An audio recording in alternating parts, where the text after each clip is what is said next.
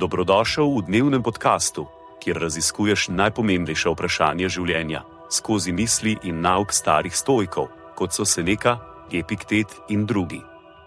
Vsak dan ti prinaša novo lekcijo o življenju, prilagojeno za človeka v modernem času.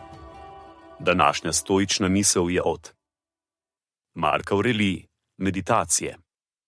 Poskrbi, da ne boš narejen za cesarja, izogni se tej cesarski madeži.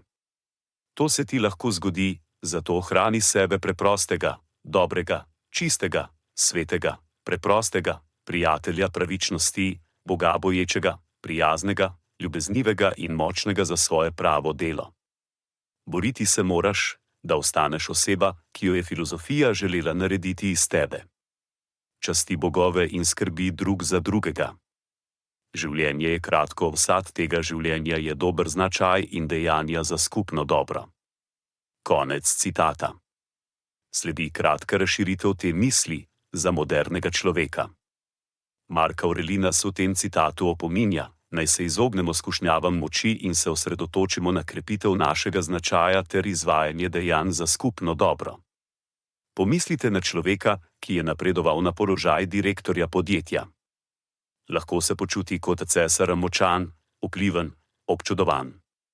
Toda Mark Aurelij opozarja, da lahko ta občutek moči prinese cesarski madež.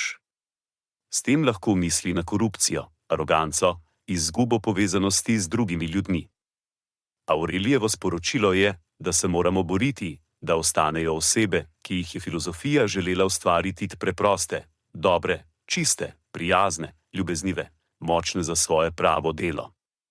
Ne gre samo za to, da ostanemo ponižni kljub uspehu. Gre tudi za to, da ostanemo zvesti svojim vrednotam, da ne dovolimo, da bi nas položaj ali moč odvrnila od tega, kar smo in kar želimo biti. Podobno kot današnja vodstvena literatura, ki spodbuja službeno vodstvo, Mark Aurelij poudarja pomembnost služenja skupnosti, ne glede na naš položaj ali moč.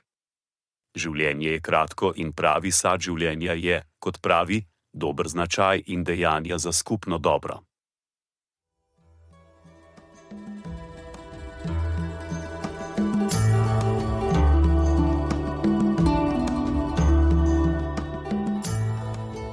Kot pravi Seneca, nič ne osrečuje toliko kot ljubeča in zvesta prijateljstva. Zato podeli to epizodo z nekom, ki ti je blizu in ne pozabi slediti podkastu, da boš lahko obveščen, ko bodo objavljene nove epizode starih modrosti stoikov. Želim ti polno preizkušenj in poguma v tem dnevu.